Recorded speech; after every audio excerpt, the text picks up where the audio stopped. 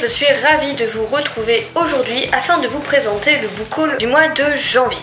Donc je vais commencer tout de suite, je crois que j'ai quelque chose comme 8 romans à vous présenter, mais pour ceux qui ont déjà regardé le swap, eh bien du coup vous connaissez déjà 4 d'entre eux. Je vais donc commencer par les livres que m'a offert Bérangère lors de notre swap, et le premier, il s'agit de Destiny par Cecilia Ahern et publié chez Hachette. Ici en fait il s'agit d'une dystopie où lorsque vous n'êtes pas parfait, eh bien vous êtes marqué comme vous pouvez le voir ici sur la couverture. Par exemple, si vous avez menti, vous serez marqué sur la langue. Et si vous avez volé, eh bien ce sera la paume de la main droite. Nous allons donc rencontrer Célestine qui pensait mener une vie parfaite dans sa famille parfaite et qui va se rendre compte que finalement la société n'est peut-être pas si parfaite que ça. J'ai entendu énormément de chroniques dithyrambiques sur ce livre et j'ai vraiment hâte de le découvrir. Ensuite, Bérangère m'a aussi offert Grisha par Life Bardugo et donc paru aux éditions Milan. Donc en fait, Grisha était déjà paru il y a quelques années, ça doit être chez Bayard puisque c'est le même groupe, et n'avait pas été continué, mais avec le succès de Six of Crows qui se passe dans le même univers que Grisha et qui donc est paru en 2017, ils ont donc décidé de rééditer Grisha en espérant que cette fois-ci ils nous terminent la trilogie puisqu'il s'agit du premier tome d'une trilogie. Nous sommes ici dans de la fantasy young adulte. Comme je vous le disais, ça se passe dans le même univers que Six of Crows et je ne vais pas vous mentir, je ne me suis pas renseignée sur le reste. Ce que je peux vous dire, c'est que je trouve la couverture particulièrement jolie.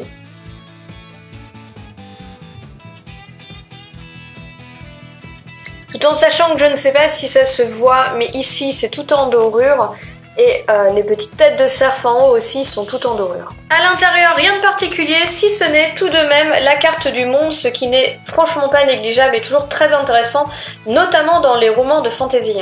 Ensuite, elle m'a offert un roman de Jennifer L. Armentrout et qui donc est paru chez J'ai lu. Il s'agit du tome 1 de Covenant qui s'appelle Sans mêler. Et donc en fait, avant, vous avez le tome 0.5 qui s'appelle Démon et qui, je crois, est une nouvelle. Ici, c'est un roman de fantastique young adulte où nous allons rencontrer des créatures que l'on appelle les hématoi, des individus au sang pur et au pouvoir divin capables de maîtriser les 4 éléments. Il faut savoir que cette lignée de sang pur, si vous n'en faites pas partie et que vous êtes un métissage, il y a 2 choix qui s'offrent à vous, soit devenir une sentinelle et combattre les démons, soit être réduit à l'esclavage. Et donc, eh bien, je suppose que nous allons suivre l'une de ces métisses, je n'en sais pas plus parce que je n'ai pas lu la 4e de couverture jusqu'au bout. Enfin, lors de ce swap, j'ai reçu La Maison des Reflets par Camille Brissot et paru chez Syros Éditions. Là aussi, la couverture est particulièrement belle et le pitch ainsi que les avis super me donnaient vraiment envie de me pencher dessus.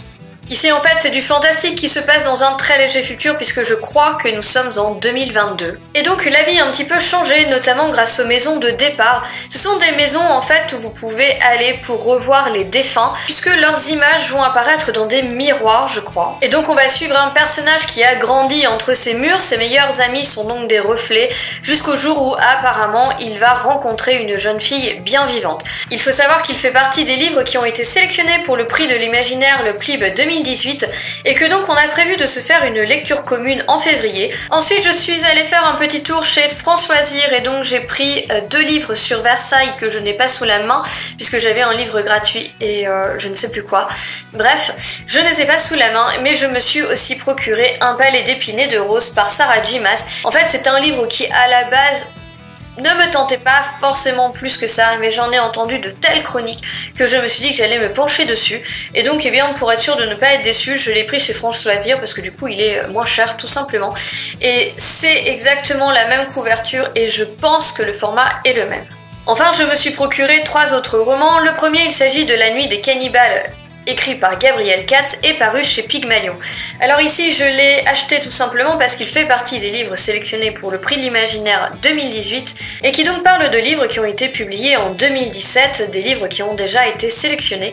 Celui-là en fait partie, on avait une lecture commune et je l'ai donc déjà lu. Je vous en reparle très bientôt dans un nouvel update lecture.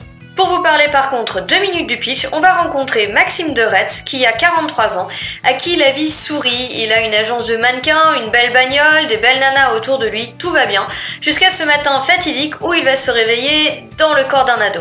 Évidemment, à partir de là, sa vie va complètement changer, il va déjà essayer de comprendre pourquoi, et surtout il va essayer de comprendre pourquoi on veut le tuer. Bref, c'est un roman très original, j'ai beaucoup aimé, mais comme je vous l'ai dit, je vous en reparle bientôt.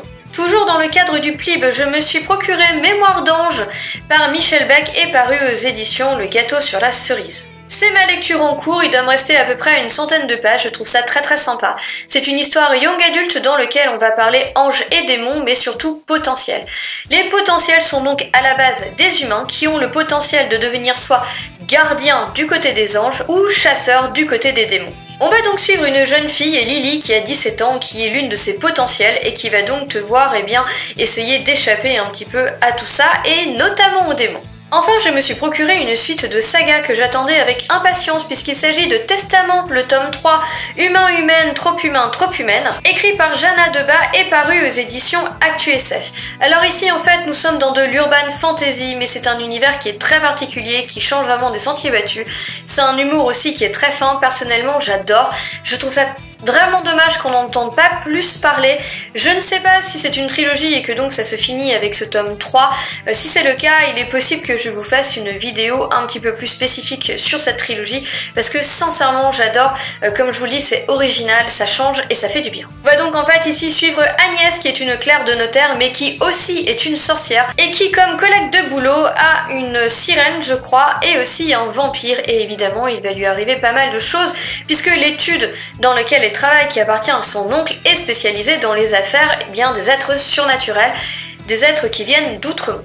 Donc voilà, j'ai fini de vous présenter les livres que j'ai acquis pendant ce mois de janvier. Il n'y en a pas trop, ça va, mais ça fait aussi du bien des fois de ne pas en acheter une vingtaine d'un coup parce que finalement ça s'accumule et je n'arrive pas à tout lire.